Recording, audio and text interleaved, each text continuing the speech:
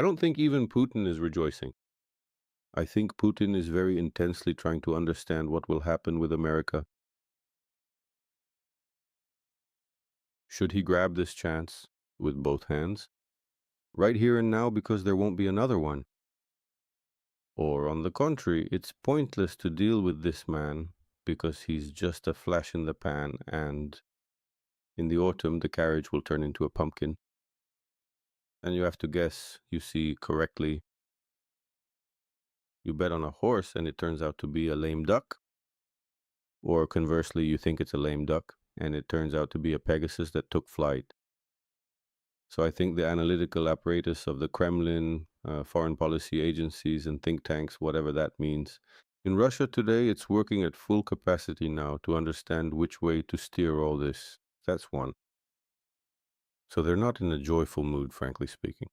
But specific people like Solovyov on television might be rejoicing. But the decision makers need to understand what kind of material they're dealing with. That's the first problem. The second problem is that all this is perfectly acceptable, but a global recession and crisis really won't help anyone. You see, if it comes to the point where first there's a severe oil shortage, then a crisis starts, and it turns out nobody needs it. Because of the global crisis, Russia can pretend all it wants that it's basically now, thanks to Western sanctions, by the way, isolated from all external institutions, but it's only isolated from a small part, a small segment of external financial tools, those connected with Europe and America. And it's actually deeply integrated into the external market in a colossal way. Naturally, a country that lives off oil exports depends on it.